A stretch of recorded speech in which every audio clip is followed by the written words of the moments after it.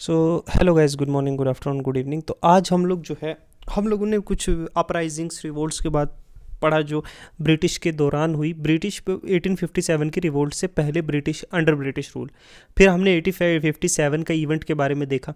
अब हम लोग जो है जो ब्रिटिश रूल इंडिया में इस्टेब्लिश हुआ, जो कंसोलिडेट हुआ है, उनके वेरियस जो इंस्टीट्यूशंस जो उन्होंने यहाँ पे बनाए, जो वेरियस एक्ट्स लाए, जो वेरियस इंस्टीट्यूशंस बने हैं, किस तरीके से वो काम करते थे, कैसे मॉडर्नाइजेशन किया वेरियस जो डेमोक्रेटिक इंस्टीट्यूशन है या फिर कोई भी है, जैसे जुडिशल है, जैसे फैक्ट्रीज लॉज हैं, और कौन कौन से जो रेवेन्यू पॉलिसीज़ या एक्ट्स जैसे ज़मींदारी, महलवारी सिस्टम, ये चीज़ों के बारे में हम पढ़ेंगे।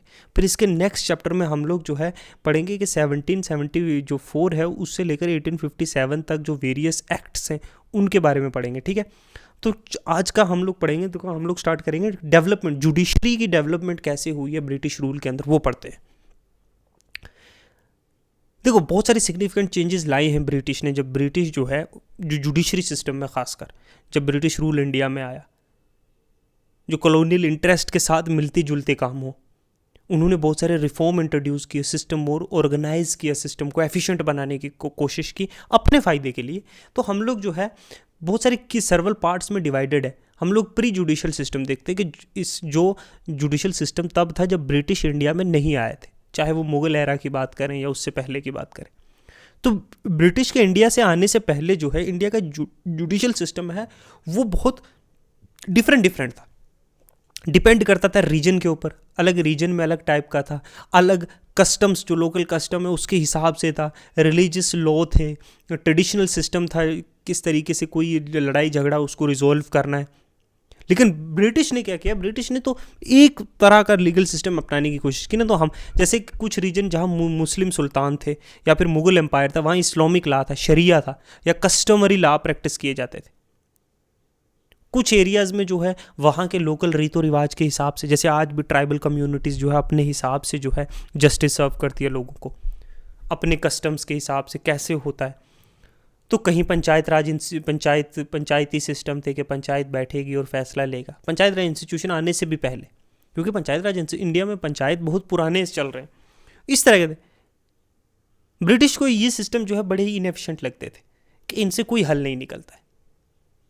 ठीक है, उन्हें लगा कि नया लाने के थे। अर्लियर इन्फ्लुएंस जो 1600 से 1700 सेंचुरी के जो बीच है, इनिशियली ब्रिटिश ने जुडिशल सिस्टम जो लार्जली एडोक होता था, मतलब ईस्ट इंडिया कंपनी के जो ऑफिशियल्स होते थे, जो अफसर होते थे, उनके पास बहुत ज़्यादा पावर्स होती थी लीगल मैटर सॉल्व करने, वही सॉल्व करते थे। बहुत सारे एरियाज़ में जो लोकल रूलर जो है वो कंटिन्यूसली एक्सरसाइज कर रहे थे जुडिशरी। फिर आता है रेगुलेटिंग एक्ट 1773 का, और एस्टेब्लिशमेंट होती है कोर्ट की। जो फॉर्मल जो बिगिनिंग है ब्रिटिश जुडिशल सिस्टम की, जुडिशरी की, वो 1773 के एक्ट से आती है, जब क्रिएशन होता है किस चीज़ का बनना, सुप्रीम कोर्ट का बनता है। हाई कोर्ट जो सुप्रीम कोर्ट जो बनती है कोलकाता में 1774 में। ये पहला इंपॉर्टेंट स्टेप था जहाँ पे एक फॉर्मल जुडिशल सिस्टम इंडिया में आया। सुप्रीम कोर्ट की जुरिस्डिक्शन थी ब्रिटिश सब्जेक्ट के ऊपर भी, ब्रिटिश सब्जेक्ट पे याद रखना, जो ब्रिटिश के लोग हैं, जो अंग्रेज हैं, और मैटर कोई भी इन्वॉल्व है इंग्लिश लोग जहाँ पे इनकी इन्वॉल्वमेंट है। फिर अपॉइंटमेंट हुआ गवर्नर जनरल की काउंसिल का, अपॉइंटेड गवर्नर। ये काउंसिल में जो है बहुत सारे लीगल एक्सपर्ट थे जो हेल्प करते थे लॉ ड्राफ्ट करने के लिए इन कॉलोनीज जो इंडिया में था, इन सब्जेक्ट के ऊपर किस तरह के लॉज होंगे, तो ये लॉ बनाते थे। उस लॉ को सब्जुकेट, उन लॉ को इम्प्लीमेंट करती थी जो है supreme court. Pitt's India act आता है और फर्दर रिफॉर्म होता है 1784 में। पिट्स इंडिया एक्ट 1784 में फर्दर रिफॉर्म होता है, किससे, कंट्रोल जो ब्रिटिश कंट्रोल का ईस्ट इंडिया कंपनी में, ये सेपरेट जो है लीगल सिस्टम बनाता है और जुडिशल फ्रेमवर्क सेपरेट रखता है। कंपनी के एडमिनिस्ट्रेशन, मतलब कंपनी चला रही है मुल्क को, वो अलग है, और जुडिशरी को उससे अलग करने की कोशिश की जाती है। एक सिस्टम, अपील का सिस्टम इंट्रोड्यूस किया जाता है कि कोई भी अपील कर सकता है। कोर्ट का स्ट्रक्चर जो और फॉर्मलाइज किया जाता है, यहाँ पे सिविल कोर्ट अलग किया जाता है और क्रिमिनल कोर्ट्स का अलग जो है एस्टेब्लिशमेंट होता है। फिर जो आता है नंबर 5 पे, कौन सा, जुडिशल सिस्टम जो है अंडर लॉर्ड कॉर्नवालिस, जो 1786 से 93 के बीच में। कॉर्नवालिस जो है जुडिशल सिस्टम को रिफॉर्म करने की कोशिश करता है, और इसको क्रेडिट दिया जाता है कि जुडिशल रिफॉर्म और फाउंडेशन जो है इंडियन जुडिशल सिस्टम की, वो स्ट्रक्चर करता है को डिफरेंट कोर्ट्स को, कि ये डिस्ट्रिक्ट कोर्ट्स हैं, प्रोविंसेस में जो होंगी, वो इंट्रोड्यूस करता है सिस्टम सेपरेशन ऑफ पावर का, कि जुडिशरी और एग्जीक्यूटिव जो है अलग अलग है। जजेस जो है वो इंडिपेंडेंट हैं एडमिनिस्ट्रेटिव ऑफिशियल से, जो हमारे अफसर्स हैं उनसे अलग हैं जजेस। जुडिशियल ऑफिसर्स को जो है लीगल ट्रेनिंग दी जाती है। कोडिफिकेशन होता है लॉज का, मतलब डिफरेंट डिफरेंट लॉज जो है, क्रिमिनल लॉज ये हैं, सिविल लॉज ये हैं, Hindu marriage act, Hindu succession, ये डिफरेंट टाइप्स ऑफ, मुस्लिम के अलग। तो कॉर्नवालिस का ये मानना था कि फेयरनेस होनी चाहिए जुडिशियल डिसीजन में, इंसाफ, सही कौन है, फेयर कौन है, पर्टिकुलरली जो नेटिव यहाँ के लोग जो पॉपुलेशन है उसमें। फिर कोडिफिकेशन और एक्सपेंशन और होता है 19th सेंचुरी में। ब्रिटिश जो है कोडिफाई करते हैं डिफरेंट लॉज को, जैसे इंडियन पीनल कोड आता है 1860s का, ये सबसे इंपॉर्टेंट लीगल माइलस्टोन था जो अभी तक चला आ रहा है।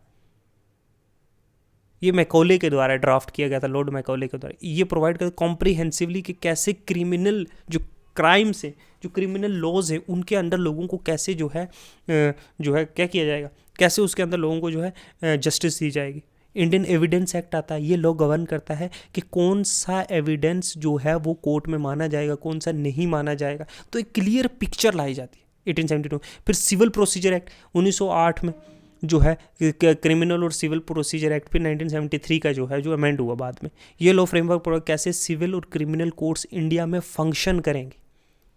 प्रोसीजर ऑफ कोर्ट मतलब किस तरीके से, कैसे अपील होगी, कैसे सुनवाई होगी, कैसे तारीख होगी, कैसे जज फैसला सुनाएगा, कैसे एक डिफेंडर होगा, कैसे एक प्रोसिक्यूटर होगा। तो एक क्लियर पिक्चर आई। तो ये वेरियस जो है रिफॉर्म हुई हैं जो लीगल सिस्टम में during British rule. High court और अपील ऑफ प्राइवी काउंसिल, देखो एस्टेब्लिशमेंट हुआ हाई कोर्ट्स का कहाँ कहाँ पे, सिटीज़ में, मेजर सिटी में, कोलकाता में, बॉम्बे में, मद्रास में 1860s में। इन्होंने जो है जुडिशरी को और जो है कंसोलिडेट किया। हाई कोर्ट की जुरिस्डिक्शन थी वो सिविल केसेस में भी होगी और क्रिमिनल मैटर्स में होगी, उनके जो रिस्पेक्टिव रीजन से जितने उनकी जो है टेरिटरी है। जो जुडिशियल हायरार्की को और स्ट्रेंथन की, हायरार्की मतलब एक कोर्ट के ऊपर दूसरी, जैसे डिस्ट्रिक्ट कोर्ट के ऊपर, हाई कोर्ट के ऊपर सुप्रीम कोर्ट, इस हायरार्की को। और जो हाईएस्ट अपील होगी वो कहाँ पे होगी, आजकल सुप्रीम कोर्ट में होती है, पहले कहाँ होती थी, प्राइवी काउंसिल, वो कहाँ थी, लंदन में। जो फाइनल कोर्ट ऑफ अपील है इंडियन पॉपुलेशन के लिए ये, कि वहाँ जाके अपील कर सकते हो, उससे ऊपर नहीं, जैसे आजकल सुप्रीम कोर्ट में आप कर सकते हो ना। लेट जो है कॉलोनियल पीरियड में बहुत सारे चेंजेस आए, जैसे जैसे इंडिया जो है मूवमेंट गेन करने लगी, इंडिपेंडेंस की तरफ जाने लगी, तो ब्रिटिश भी बहुत सारे रिफॉर्म लाने लगी। जब जैसे जैसे इंडिया जो है सेल्फ गवर्नमेंट की डिमांड करने लगी, तो बहुत सारी चीज़ें, जैसे इंडियन काउंसिल एक्ट 1909 में, इंडियन काउंसिल एक्ट 1919 में, और ज़्यादा इंडिया को पार्टिसिपेशन प्रोवाइड करने के लिए। लेकिन जुडिशियल पावर जो है वो ज़्यादातर जो है ब्रिटिश के हैंड में रही, mostly in the hand of British officials, समझे। तो जुडिशरी का इवोल्व ऐसे हुआ over the period of time. एक फॉर्मलाइज स्ट्रक्चर दिया गया है ब्रिटिश ने जुडिशरी को। अच्छा, फिर अगर हम पढ़ें जुडिशरी होगी, evolution of police system under British India. Police system कैसे, देखो ब्रिटिश से पहले जो है ना, बिफोर जो ब्रिटिश ने कॉलोनाइज किया इंडिया में, तो इंडिजेनस पुलिस सिस्टम थे बहुत सारे। लोकल कस्टम कम्युनिटी की रिस्पॉन्सिबिलिटी थी, रिलीजियस लॉ के अकॉर्डिंगली जो है एडमिनिस्टर होता था। जैसे मुगल एरा के दौरान जो है पुलिस सिस्टम जो है वो ऑर्गेनाइज था। जैसे एम्परर जो था वो अपॉइंट करता था ऑफिसर्स, कोतवाल जो चीफ होता था पुलिस का, किसी भी टाउन का या किसी शहर का कोतवाल होता था। मतलब कौन अपॉइंट किया, emperor of the Mughal emperor appoint करता था इसको, जो वहाँ का सारे लॉ एंड ऑर्डर को देखेगा उस टाउन या सिटी का। और कोतवाल रिस्पॉन्सिबल था लॉ एंड ऑर्डर को मेंटेन करने के लिए, मार्केट्स को देखने के लिए, कि शहर में शांति रहे, इन सब कुछ चीज़ों को देखने के लिए। लोकल सिस्टम था, रूल। जैसे गांव में क्या होता था, विलेज का जो हेडमैन है, पटेल या मुखिया जो है या सरपंच जो है, कुछ भी है, वो रिस्पॉन्सिबल था ऑर्डर मेंटेन करने के लिए, ठीक है। तो ट्रेडिशनली पुलिसिंग जो है ऑफन इनफॉर्मल था, कोई फॉर्मल नहीं था, और डिसेंट्रलाइज था। कोई एक पर्टिकुलर पावर नहीं थी जिससे जो है सारे ऑर्डर पास किए जाते थे। डिफरेंट एरियाज में डिफरेंट टाइप्स के जो है पुलिस सिस्टम था। 1770 से 1780 के दौरान में जब ब्रिटिश ने एक्सपेंड किया, पार्टिकुलरली जब बैटल ऑफ प्लासी हुआ, तो उन्हें लगा कि हमें जो है एक फॉर्मल, एक ऑर्गेनाइज्ड पुलिस सिस्टम की ज़रूरत है। क्योंकि हम लोग, अब ब्रिटिश तो हमेशा कम ही लोग थे, और इतनी बड़ी जो पॉपुलेशन है, इस पे कंट्रोल लाने के लिए एक सेंट्रलाइज्ड पुलिस सिस्टम होना चाहिए। तो कोलकाता पुलिस 1773 में फर्स्ट जो वन ऑफ द फर्स्ट जो स्ट्रक्चर पुलिस ऑर्गेनाइजेशन है वो ब्रिटिश रूल के तहत एस्टैब्लिश की थी 1773 में। कलकत्ता पुलिस सेटअप की गई अर्बन पुलिसिंग मतलब शहरों में, और वो लॉ एंड ऑर्डर मेंटेन करने के लिए रिस्पॉन्सिबल थी जो ब्रिटिश का जो कॉलोनियल कैपिटल था, जो ब्रिटिश का जो कैपिटल सिटी थी कलकत्ता, वहाँ पे। दूसरे एरियाज़ में जो है पहले शुरू में जो है जो बड़े बड़े शहर थे या रूरल एरियाज़ में थे, जो लोकल रूलर या ज़मींदार या लैंडलॉर्ड्स थे वो मेंटेन करते थे लॉ एंड ऑर्डर, अपनी कुछ उनकी प्राइवेट फोर्स होती थी उसकी मदद से जो है वो लॉ एंड ऑर्डर मेंटेन करते थे। इंडियन पुलिस एक्ट आता है 1861 में। परहैप्स ये सबसे इंपॉर्टेंट डेवलपमेंट थी जो मॉडर्न पुलिस सिस्टम जो इंडिया में एस्टैब्लिश हुआ ब्रिटिश रूल के अंदर। जब रेबेलियन हुआ 1857 का, जिसने बहुत सारी कमज़ोरियाँ जो है जो एग्जिस्टिंग जो पहला पुलिस सिस्टम था इंडिया में उसकी दिखाई कि कैसे सिविल अनरेस्ट को जो पुलिस इजीली रोक सकती है। आज भी कहीं दंगे होंगे, कहीं हड़ताल होगी तो पुलिस फट पहुंच जाती है, उसको कंट्रोल करती है, उसको कहीं वॉयलेंस हो रही है तो इन्हें लगा कि एक सेंट्रलाइजेशन और मिलिटराइजेशन होना चाहिए, पावर जो कंसंट्रेट होनी चाहिए, एक फॉर्मल होना चाहिए, एक और पूरी ब्रिटिश इंडिया में एक ही कानून से पुलिस चलनी चाहिए, एक यूनिफॉर्म फोर्स होनी चाहिए एक तरह की पूरे इंडिया में। तो नया पुलिस सिस्टम डिज़ाइन किया गया जो मेंटेन करेगा ब्रिटिश की पावर को पूरे इंडिया में। इसमें जो है इंडियन पुलिस एक्ट में कि हायरार्की स्ट्रक्चर, कि एक स्ट्रिक्ट हायरार्की स्ट्रक्चर फॉलो होगा जो क्लियर लाइन ऑफ कमांड के, एक सबसे ऊपर ऑफिसर है जैसे लेवल एक इंस्पेक्टर है, उसके नीचे सब इंस्पेक्टर है, फिर कांस्टेबल है, उससे ऊपर भी इंस्पेक्टर से ऊपर एक है जैसे डीएसपी है, एसपी है, डिस्ट्रिक्ट सुपरिटेंडेंट ऑफ पुलिस, जो पुलिस के ऑपरेशन की अथॉरिटीज़ जो है डिस्ट्रिक्ट लेवल पे जितने भी काम होंगे वो उसके अंदर होंगे, एसपी के अंदर। तो एक हायरार्की मेंटेन होगी, इससे पावर क्या सेंट्रलाइज्ड होगी, यानी अलग अलग जो अलग अलग टाइप है, ताकि ऑर्डर जो है एसपी को दिया जाएगा कि वो अगर इस डिस्ट्रिक्ट में कोई दंगा हो रहा है, इस डिस्ट्रिक्ट में कोई बगावत हो रही है तो उसको कंट्रोल करो, तो वो इंस्पेक्टर, सब इंस्पेक्टर, कांस्टेबल सबको बोलेगा। तो एक सिंगल पर्सन जो है उसको पावर दी गई है कि वो मैनेज करेगा। तो सेंट्रल कंट्रोल पुलिस जो है वो एक एग्जीक्यूटिव ब्रांच थी गवर्नमेंट की, मतलब उसका कंट्रोल जो है कॉलोनियल ऑफिशियल्स के पास था, लोकल पॉपुलेशन के पास कोई कहना नहीं था, ऑर्डर्स ऊपर से आते थे। तो इस तरीके से पुलिस ऑर्गेनाइज और ऑपरेट करती थी। तो इंडियन पुलिस एक्ट जो है 1861 का वो बड़ा इंपॉर्टेंट था।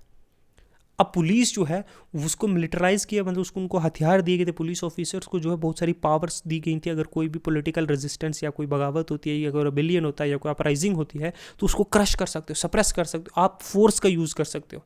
तो ये ज़्यादातर जो पुलिस थी ये किसके इंटरेस्ट को सर्व कर रही थी, कॉलोनियल के, कि लोग बगावत ना करें, इनको मार कूट के जो है इनको दायरे में रखा जाए। ये जो है इनके इंटरेस्ट सर्व कर रही थी, ना कि कोई जस्टिस दे रही थी, इंसाफ कर रही थी या सिटीजन के राइट को प्रोटेक्ट नहीं कर रही थी। आज जो है लॉ एंड ऑर्डर है, आज पुलिस दूसरे के राइट को प्रोटेक्ट कर रही है। कोई एक इंसान दूसरे को मार रहा है तो पुलिस उसमें इंटरफेयर करेगी, क्यों मार रहा है, इसको जेल दिया जाएगा, क्यों, किसी को नहीं मारना, राइट प्रोटेक्ट कर रही है इंडिविजुअल का। किसी के यहाँ चोरी हो रही है तो क्यों हो रही है, राइट प्रोटेक्ट कर रही है, उस चोर को पकड़ा जा रहा है। लेकिन तब नहीं, तब सिर्फ इतना था कि इस पॉपुलेशन को जो है कंट्रोल में रखना है, चाहे मार के चाहे यूज़ ऑफ फोर्स से, ताकि ये लोग ब्रिटिश गवर्नमेंट के खिलाफ जो है बगावत ना करें। तो इस 1861 के जो एक्ट है इसमें साफ तौर पर ये इसलिए डिज़ाइन किया गया था ताकि लोकल पॉपुलेशन को कंट्रोल किया जाए, to control the local population. और ये जो नेशनलिस्ट मूवमेंट है, मुल्क बनाने की पॉलिटिकल जो नाराज़गियाँ हैं, ये थ्रेट बनती जा रही थी पुलिस रूल के लिए, ब्रिटिश रूल के लिए। Separation from judiciary, police act ने जो क्या किया, इंश्योर किया कि पुलिस जो है would be independent of judiciary. British का कंट्रोल होगा एग्जीक्यूटिव का, लीगल और लीगल इन्फोर्समेंट में, ना कि जुडिशरी इंटरफेयर नहीं करेगी पुलिस के कामों में। तो क्लियरली दिख रहा है 19 और 20 सेंचुरी में जो है एक्सपेंशन हुआ पुलिस रूरल एरियाज़ में जो है। तो ओरिजिनली फोकस था कि पुलिस सिस्टम का कि अर्बन सेंटर्स पे, बड़े बड़े शहरों में पुलिस सिस्टम। फिर बाद में रूरल एरियाज़ में आया जहाँ विलेज चौकीदार जो थे, वॉचमैन थे, वो एम्प्लॉय किए गए कि मेंटेन करने के लिए ऑर्डर। आज से 10, 20, 30, 50 साल पहले ये काम, आज से 50 साल पहले, 40 साल पहले भी था चौकीदारी का सिस्टम, ठीक है। आज भी विलेजेस में ये काम है। फिर सेंट्रल इन्वेस्टिगेशन डिपार्टमेंट सीआईडी 1902 में जो है क्रिमिनल इन्वेस्टिगेशन डिपार्टमेंट इस्टेब्लिश किया ब्रिटिश ने। इनमें जो सीरियस क्राइम्स हैं, रेप, मर्डर, टेररिस्ट अटैक्स, तो ये एजेंसी बनाई गई जो जब नेशनलिज्म बहुत पीक पे था, ठीक है, तब इस तरह के जो बड़े बड़े क्राइम्स हो रहे थे जो ब्रिटिश समझ रही थी कि टेररिज्म है, बॉम्ब मारना, ऑफिसर्स को किल करना, तो उसके लिए सीआईडी का जो है क्रिएशन हुआ था। तो ये पुलिस सिस्टम का एवोल्यूशन में ब्रिटिश राज के अंदर आपको बता रहा था, इस तरीके से इवॉल्व हुआ है, ठीक है। इसमें एक एक्ट याद रखना, इंडियन पुलिस एक्ट जो 1861 का है। नेक्स्ट चलते हैं लेबर। अब फैक्ट्रीज जो है, जो फैक्ट्री एक्ट लाया गया 1881 में, इसका फोकस था कि जो वर्किंग कंडीशन है, क्योंकि बहुत बुरे हालात थे वर्कर्स के जो इंडिया में फैक्ट्रीज में, वेलफेयर ऑफ चिल्ड्रन और वुमेन्स के लिए जब जब बहुत सारा हंगामा होने लगा, बहुत सारे रिफॉर्म मूवमेंट्स चले, तो उन्हें ज़रूरी समझा कि ये जो है ये क्रिटिसिज्म बहुत ज़्यादा है, इनकी कंडीशन इंप्रूव, क्योंकि बहुत बुरी कंडीशन में वर्कर्स जो है फैक्ट्रीज में काम कर रहे थे ब्रिटिश के एक्सट्रीम जो है दबाव के अंदर। आपने पुरानी मूवीज़ देखी होगी, उसमें किस तरह का जुल्म होता है, चाबुक लेके मार रहे हैं गुलामों को, है ना, कि ज़्यादा लोहा प्रोड्यूस करो, ट्रेनों का रास्ता बनाना है। तो उसके लिए जो है इंडियन फैक्ट्री एक्ट आया था। देखो इस एक्ट ने जो है क्या किया, इसे जो है 10 जो वे 10 या 10 से ज़्यादा वर्कर एम्प्लॉयड हैं किसी भी मैन्युफैक्चरिंग एक्टिविटीज़ में, मशीनरी में, ये लॉ वहाँ इम्प्लीमेंट होता है। 10 या 10 से ज़्यादा लोग जहाँ भी इम्प्लीमेंट, ये 10 से कम लोगों को, जो स्मॉल वर्कर्स वर्कशॉप है या इंडस्ट्रियल जो इस्टेब्लिशमेंट है, उनके लिए नहीं था। अब रेगुलेशन, इस एक्ट में जो सबसे इंपॉर्टेंट बात है, इसने स्पेसिफाई किया कि कोई भी एम्प्लॉयड जो है कोई भी 12 घंटे से ज़्यादा काम एक दिन में नहीं करेगा। ये काम सिर्फ जो है ये अडल्ट्स के लिए, वर्कर्स के था, और रेगुलेशन जो है ये स्ट्रिक्टली फॉलो भी नहीं हुआ। जो वर्किंग आवर है वुमेन का और चिल्ड्रन का, वेर ऑल्सो कंसर्न, लेकिन इस एक्ट में जो है कोई भी स्ट्रॉन्ग लिमिट नहीं लगाई कि वुमेन और चिल्ड्रन के वर्किंग आवर कितने होंगे। अडल्ट मेल के लिए था कि could not be employed for more than 12 घंटे से ज़्यादा जो है उसे मजदूरी नहीं करवाई जा सकती। प्लस जो जो अंग्रेज़ों के जो टी और जो कॉफ़ी गार्डन्स थे, जो रबर, कॉफ़ी और टी कैश क्रॉप्स के, वहाँ पे ये जो फैक्ट्री एक्ट है ये अप्लाई नहीं होता था। चाइल्ड लेबर के लिए देखो एक्ट ने इंट्रोड्यूस किया कुछ लिमिटेशन और प्रोटेक्शन चाइल्ड वर्कर्स के लिए भी। इसने प्रोहिबिट किया एम्प्लॉयमेंट ऑफ चाइल्ड 7 साल से नीचे, under the age of 7 years in factory, के 7 साल से नीचे के लोगों को फैक्ट्रीज में एम्प्लॉय नहीं किया जाएगा। लेकिन मैक्सिमम लिमिट कोई नहीं रखी एज लिमिट एम्प्लॉयमेंट के लिए। तो चिल्ड्रन जो 7 से 12 साल के बीच में थे उन्हें काम करना था, लेकिन 6 घंटे से ज़्यादा उन्हें भी नहीं काम करवाया जाएगा। हेल्थ एंड सेफ्टी एक्ट ने कुछ प्रोविजन डाले कि सेफ्टी और हेल्थ वर्कर्स की कुछ रिक्वायरमेंट डाली कि क्लीन, प्रॉपर, वेंटिलेटेड और एडिक्वेट लिट्स होने चाहिए, जहाँ वो रहते हैं, खाते हैं, पीते हैं, उनकी फैसिलिटीज़ होनी चाहिए। हालांकि इसको जो है प्रॉपरली इम्प्लीमेंट नहीं किया गया था, तो ये किताबी लॉ ही बन के रह गया। जो फैक्ट्री ओनर हैं, जो मालिक है, उन्हें इंश्योर करना है कि वर्कर्स जो हैं वो किसी खतरनाक हैजार्डस वर्क में, जो वर्किंग कंडीशन में काम ना कर रहे हो, एक्सपोज नहीं करना है। लेकिन वही है ना, इन्फोर्समेंट मैकेनिज्म बहुत कमज़ोर था, ये लॉ कभी जो है रियलिटी बने ही नहीं। वेलफेयर प्रोविजंस तो बहुत डाल दिए। अब एक्ट रिकमेंड किया कि कुछ बेसिक वेलफेयर एमिनिटीज़ काम, कुछ बेसिक काम दीजिए, फर्स्ट एड किट होगी, जैसे साफ पीने का पानी हो गया, ये चीज़ें दी जाएंगी, समझे। रजिस्ट्रेशन ऑफ फैक्ट्री एक्ट ने रिक्वायर किया कि जो फैक्ट्री ओनर है उसको रजिस्टर करनी पड़ेगी अपनी फैक्ट्री गवर्नमेंट के साथ, और प्रोवाइड करनी पड़ेंगी बेसिक इन्फॉर्मेशन, कुछ इन्फॉर्मेशन कि कितने कितने नंबर ऑफ वर्कर्स कितने काम कर रहे हैं उस फैक्ट्रीज़ में, उन वहाँ की वर्किंग कंडीशंस क्या हैं। फैक्ट्री इंस्पेक्टर जो है वो डिज़ाइन किए गए इंश्योर करने के लिए कि इस एक्ट के जो है तहत, इस एक्ट के जो वेरियस कंपोनेंट्स हैं वो फॉलो किए जाए, कंप्लाइंस हो। लेकिन जो पावर तो इंस्पेक्टर की वो लिमिटेड थी, प्लस करप्ट थे, घूसखोर थे, तो इन्फोर्समेंट इस एक्ट का हुआ नहीं। फिर आता है 1891 में, 10 साल के बाद, इंडिया फैक्ट्री एक्ट। इसमें भी रेगुलेशन होती है, ये भी लिमिट सेट करता है कि कितने वर्किंग आवर्स होंगे। जो अडल्ट मेल है वो 12 घंटे से ज़्यादा नहीं काम करेगा, ठीक है। जो वुमेन, चिल्ड्रंस और ये 9 घंटे से ज़्यादा काम नहीं करेंगे, ठीक है। 7 साल का वही सिमिलर घिसा पिटा, नो मोर देन 6 आवर्स, वही सेम टू सेम थी। फैक्ट्री की रजिस्ट्रेशन होगी, फैक्ट्री इंस्पेक्टर्स होगा, अच्छा, पेनल्टी होगी अगर वो इस लॉ के अकॉर्डिंगली काम नहीं कर रहे, तो सिमिलर घिसे पिटे, कोई सही काम नहीं हुआ। अब हम जो है तो ये वेरियस बेसिक एक्ट लाने की कोशिश की गई जब सोशलिज्म पूरी दुनिया में फैल रहा था। इनको भी डर था कि सोशलिस्ट रिफॉर्म यहाँ पे भी ना हो जाए, कई वर्कर्स इकट्ठे हो ही ना जाएं, कई मार्क्स की कही हुई बातें सच ना हो जाएं, तो उस डर में। लेकिन कोई इसका बेसिक इम्पैक्ट नहीं हुआ। अब हम पढ़ते कुछ रेवेन्यू पॉलिसी जो ब्रिटिश की थी इंडिया की, कैसे ब्रिटिश ने जो है जो टैक्स कलेक्ट किए। अब टैक्सेस जो हैं, इंडिया जो ट्रेडिशनली एक एग्रीकल्चर इकोनॉमी थी, ऊपर से ब्रिटिश ने जो है और रूरलाइजेशन कर दिया, ठीक है, और रूरलाइजेशन कर दिया, डी इंडस्ट्रियलाइजेशन कर दिया। तो जो लोग थोड़े बहुत आर्टिशंस थे, जो क्राफ्ट पर्सन थे, उनको पूरी तरह से ख़त्म कर दिया गया, क्योंकि यहाँ से रॉ मटेरियल उठा रहे, वहाँ से फिनिश गुड यहाँ ला के डंप कर रहे हैं। तो वो लोग भी जो है फोर्स्ड लेबर में कोई जा रहा है, कोई एग्रीकल्चर में लेबर का काम कर रहा है, कोई लैंडलेस लेबरर है, कोई अपनी 2-4 एकड़ की ज़मीन है उसमें काम कर रहा है। तो वहाँ से इन्होंने टैक्स कैसे एक्सट्रैक्ट किया, कैसे पैसा निकालने की कोशिश की, किस तरीके से पॉवर्टी फैली, क्यों इतनी बुरी हाल हुई, उस पर पढ़ें। तो उसके लिए ब्रिटिश ने 3 एग्रीकल्चर लॉ लाए। एक परमानेंट सेटलमेंट एक्ट है ना, जो कॉर्नवालिस और वॉरेन हेस्टिंग ने इंट्रोड्यूस किया था। एक्चुअली वॉरेन हेस्टिंग ने इंट्रोड्यूस किया था, जो वन ऑफ द मोस्ट जो सिग्निफिकेंट रेवेन्यू पॉलिसी थी। इसने एक सिस्टम एस्टेब्लिश किया जहां पे रेवेन्यू जो है किसी भी लैंड से कि कितना पैसा एक्सट्रैक्ट होगा, किसी भी जमीन से कितना पैसा निकाला जाएगा, वो फिक्स कर दिया गया परमानेंटली। तभी इसको टर्म मिली है परमानेंट। तो ब्रिटिश जो है जमींदार जो है वो पे करेगा इस जमीन से जितना भी रेवेन्यू निकलेगा वो ब्रिटिश ईस्ट इंडिया कंपनी को परमानेंटली, कि आपकी 4 एकड़ ज़मीन है, इससे जो है 40,000 रुपया आपने साल का पे करना है। एग्जाम्पल दे रहा हूँ आपको। तो ये 40,000 जो है ये निकाले ज़मींदार पे करेगा इस ज़मीन का ब्रिटिश को। अब रेवेन्यू जो है ज़मींदार को ज़मीनों का मालिक बना दिया गया। जो मतलब एक मोहल्ले में अगर ज़मीन है या कहीं है, वहाँ ज़मींदार को मालिक बना दिया ज़मीन के, तुम इन लोगों से इतना रेवेन्यू एक्सट्रैक्ट करोगे, इतनी ज़मीन को, और हमें दोगे, रिगार्डलेस कि कितनी एग्रीकल्चर प्रोडक्शन हो रही है, चाहे ज़्यादा हो रही है चाहे कम हो रही है, एक फिक्स कर दिया। और ज़मींदार को सिर्फ था कि मैं रेवेन्यू कलेक्ट करूँगा, रेदर देन ज़मीन का जो है लैंड इंप्रूवमेंट के लिए ज़मींदार ने कुछ नहीं किया। इनिशियली रेट था 10 से 11%, जो है जितना एग्रीकल्चर प्रोड्यूस हो उसका 10 से 11% टैक्स देना। इम्पैक्ट क्या है कि परमानेंट जो सेटलमेंट था इसने एक्सप्लोटेशन किया बहुत ज़्यादा पीजेंट्स का, क्योंकि ज़मींदार एक मिडल मैन का तरह काम कर रहा है। इसने ज़्यादा टैक्स कलेक्ट करने की कोशिश की इन पीजेंट से, और वही 10% देता था अंग्रेज़ों को, बाकी सारा खुद हड़प लेता था।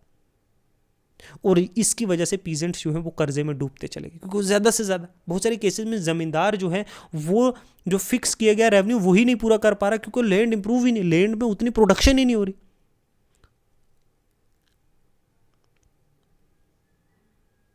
फिर उनकी प्रॉपर्टीज जो है वो ऑक्शन हो रही हैं। इस सिस्टम ने जो है ना, जो ट्रेडिशनल जो एग्रीकल्चर सिस्टम था इंक्रीज जो इंडिया में, उसको पूरी तरीके से तोड़ दिया था। दूसरा सिस्टम है रैयतवारी सिस्टम, जो अर्लियर 19th सेंचुरी में आता है।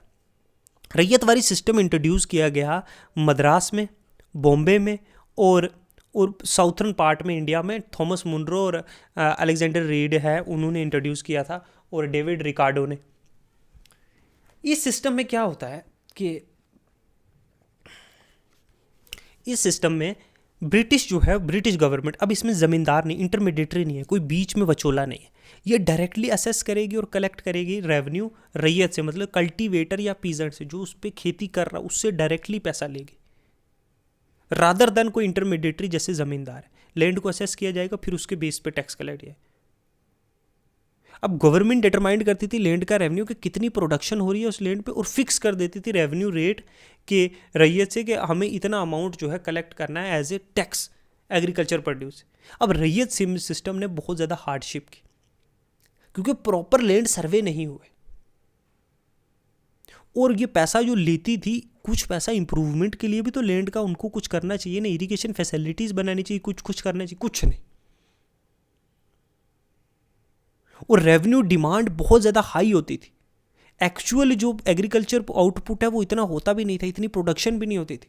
इससे जो है लोगों के पास उतना कर्ज में डूब गए। बहुत सारे लोगों का जो है सारे का सारा जो है 1 साल का प्रोडक्ट है वही ले जाते थे टैक्स में, तो इनको खाने के लिए कुछ नहीं है। भूखमरी से क्या हुआ, फेमाइंस, गरीबी फैली इससे। तो क्या था, रैयतवारी सिस्टम के डायरेक्ट कल्टीवेटर और पीजेंट से पैसा लेना। एक है महलवारी सिस्टम। देखो ये नॉर्थ इंडिया में जो उत्तर प्रदेश, पंजाब, सेंट्रल इंडिया में जो है सिस्टम था, इस सिस्टम के अंदर क्या है, रेवेन्यू एक विलेज का पूरी या ग्रुप ऑफ विलेज या 4-5 जो विलेजेस हैं या फिर एक विलेजेस है उसकी ज़मीन को असेस किया जाएगा। महल मतलब हेड ऑफ द विलेज जो होगा वो कलेक्ट करेगा इन सारी विलेजेस से पैसा और वो पे करेगा ब्रिटिश गवर्नमेंट को। ठीक है। अब रेवेन्यू जो था, जो रेवेन्यू रेट था, वो जनरली जो था वो पोटेंशियली जो इनकम है लैंड की, बट लाइक अदर सिस्टम ये फिक्स था और did not account for fluctuation in agriculture production. मतलब देखो एक साल एग्रीकल्चर प्रोडक्शन हुई है, समझ लो बहुत ज़्यादा हुई है, समझ लो 100% नहीं 150% हुई है। अब रही है कि 15% तुमको देना है, ठीक है, मान लो 15% दे रहे हैं ना, 135% फिर भी बच रहा है। दूसरे साल जो है 30% हुई है, सिर्फ 15% इनको देनी पड़ी है, फिर भी देनी पड़ेगी। कहाँ 150% और कहाँ 30%। तो प्रोडक्शन जितनी मर्जी हो, मतलब मैं एग्जांपल दे रहा हूँ 15% की, रेवेन्यू फिक्स था। अब बहुत साल सूखा पड़ेगा, किसी साल सैलाब आ जाएगा, तो प्रोडक्शन तो कम हुई ना, तो इससे पीजेंट्स की तो हालात खराब हुए ना, वो कभी कभी नहीं दे पाते थे और इससे जो है इनकी जो ज़मीनें थी वो जो कन्फिस्केट कर ली जाती थी। जो हेडमेन्स थे जो महलवारी सिस्टम के अंदर, वो इन पे बड़ा जुल्म करते थे, ज़बरदस्ती इनसे हथियाते थे और ज़्यादा हथियाते थे क्योंकि वो अपने लिए भी कुछ हेडमेन्स कर रहे हैं। ठाकुर का किस्सा सुना है ना आपने, ज़मीन ठाकुर की, कुआं ठाकुर का, अनाज ठाकुर का, वो वाला कहानी होगी, हल ठाकुर का, बैल ठाकुर का, वही बात है। तो दो तरह, टू वे एक्सप्लॉयटेशन हो रहा था इनका। इनको खाने के लिए पैसे नहीं थे, फेमाइंस, गरीबी, कर्जादारी, मनी लेंडर इनको एक्सप्लॉइट करे। जब उनके पास पैसा नहीं है, ये मनी लेंडर से पैसा लेके जो है लोन दे रहे हैं, खाने को पैसे नहीं है लेकिन टैक्स तो देना पड़ेगा, नहीं तो इन पे जुल्म होगा, इनको मारा जाएगा। तो ये महलवारी सिस्टम था, समझे। इम्पैक्ट क्या है, देखो इम्पैक्ट ब्रिटिश जो का एग्रीकल्चर पे क्या बहुत लॉन्ग लास्टिंग और नेगेटिव इम्पैक्ट है। 70 साल तक हम लोग इस चीज़ से उभर नहीं पाए। ब्रिटिश की जो रेवेन्यू पॉलिसी थी उसमें बहुत हाई टैक्स थे, जो इंडियन जो किसान और जो मजदूर थे उन पे बहुत ज़्यादा, बहुत सारे लोग बेरोजगार हो गए, ज़मीनें छूट गई उनकी। एग्रीकल्चर इनपुट आउटपुट कितना है उस पर ध्यान नहीं देना, टैक्सेस हमेशा फिक्स रहते थे और वो भी हाई। भाई आउटपुट जितना हो उसके हिसाब से आप टैक्स लो ना, 10%, 20%, 30%। बहुत सारे लोग जो है जब वो टैक्स नहीं पे कर पाते थे तो बहुत सारे पीजेंट्स को फोर्स किया गया कि वो जो है अपनी ज़मीनों को बेचें और इससे वो लैंडलेस हो गए, बेरोजगार, बिना ज़मीन के खाना बदोश हो गए। साइकिल, एक सर्कल ऑफ इंडेप्ट में कि मनी लेंडर से पैसा ले रहे हैं, वो दे रहे हैं किसको, अंग्रेज़ों को टैक्स, ठीक है। फिर अगले साल मनी लेंडर पैसे मांग रहा है हाई इंटरेस्ट के साथ, पैसा देने के लिए है ही नहीं इनके पास, प्रोडक्शन ही नहीं हुई, तो वो ज़मीन उनकी जो है हथियाई जा रही, इससे वो लैंडलेस हो रहे हैं, गरीब। अब जिस ज़मीन से वो खा रहे हैं, पी रहे हैं, अपना घर चला रहे हैं, अब वही नहीं बची और इन्हें मजबूर किया जा रहा है एक लेबर की तरह दूसरे की ज़मीन में काम कर रहे हैं, बहुत बुरी कंडीशन में, ना वहाँ खाना मिल रहा है ना पीना मिल रहा है, दिन रात उनसे काम करवाया जा रहा है। ये सब रेवेन्यू एक्सप्लोइट पॉलिसीज के वजह, ब्रिटिश की टैक्स की वजह से, इससे जो है पूरी तरीके से एग्रीकल्चर प्रोडक्शन जो है डिक्रीज हो गया। फिर ब्रिटिश अपनी मर्जी से कैश क्रॉप्स उगवा रहे कि नहीं इस क्रॉप की डिमांड है यूरोप में, ये उगाओ, आप टी में काम करो आप। अब लोग तो लेबर फिर वहीं जाके काम करेंगे ना जब उनकी अपनी ज़मीनें ही नहीं बची, जिससे वो सदियों से वहीं खा रहे थे, जो अनाज 4 दाने कमा रहे थे, 2 खा रहे थे, 2 बेच रहे थे, वो पूरी तरीके से ख़त्म हो गया ज़मींदार, मनी लेंडर और ब्रिटिश के जो चक्कर में। इससे क्या हुए, फेमाइन। जब रेवेन्यू सिस्टम जो था वो मेजर कंट्रीब्यूटर है, जो पीरियोडिक हर 10-20 साल में जो फेमाइंस आते थे, जैसे ही ड्रॉट आया उस साल कुछ नहीं होगा, समझ लो एक ड्रॉट आ गया, सूखा पड़ गया, कुछ नहीं होगा, कुछ दाने हुए 4-20% अनाज हुआ, वो सारे का सारा टैक्स में चला जाएगा, जो बचा कुचा जो है मनी लेंडर जिससे उधार लिया हुआ है, बीज खरीदा हुआ है, उसको चला जाएगा, इनके पास खाने को कुछ नहीं बचा, समझे। अब इनके पास खाने को जब कुछ नहीं बचा, फॉर एग्जांपल सूखा पड़ गया, अनाज हुआ है कितना 20 kg, 20 kg में जो है 15 kg चला गया है सीधा टैक्स में अंग्रेज़ों को, जो 5% बचा है वो जो है कहाँ चला गया, वो जो बीज खरीदा है, जो उन्होंने जो बैल किसी से लाए हैं, जो हल लाए हैं, उसमें चला गया। इनके पास क्या बचा, ज़ीरो। अब ये मनी लेंडर जिससे कर्जा लेके इन्होंने ये सब कुछ किया था, वो कहाँ से देंगे? ब्याज तक चुकाने के पैसे नहीं है। मनी लेंडर इनसे इनकी ज़मीन पे कब्जा करेगा, ठीक है। इसके पास ज़मीन बची नहीं, खाने को बचा नहीं, तो फेमाइन नहीं आएगा, भूखमरी आएगी कि नहीं आएगी? ये किसी एक के साथ थोड़ी होगा, ये हजारों लाखों के साथ हुआ है। पूरी तरीके से डिसरप्ट हो चुकी है इकोनॉमी। ये लोग जो हैं दूसरों की जगह जाके लेबर का काम कर रहे हैं, 15-15 घंटे काम कर रहे हैं, कुछ खाने को मिल जाए। ये लोग टी प्लांटेशन में, माइंस में जाके काम कर रहे हैं। और ये लैंड का क्या है, लैंड जो कंसंट्रेट कहाँ हो गई? मनी लेंडर से उनके पास ये ज़मीनें आ गई, यहाँ से छीनी, यहाँ से छीनी, यहाँ से छीनी, ठीक है। ज़मींदारों ने जो है लैंड कब्जा कर लिया, यहाँ से छीनी, यहाँ से छीनी, यहाँ। तभी तो जब 1947 में जब देश आज़ाद हुआ था तो लैंड रिफॉर्म हुआ था। इन लोगों से लैंड छीन कर लोगों को बांटी गई थी। इसी वजह से ये जो थाउजेंड्स ऑफ, जो कई सौ सालों का जो एक्सप्लॉयटेशन हुआ था, तो इस तरीके से लैंड रेवेन्यू सिस्टम्स जो हैं बड़े एक्सप्लॉयटेटिव थे, ठीक है। इतना ही रखते हैं आज के लिए, मिलते हैं नेक्स्ट क्लास में। Thank you, good bye.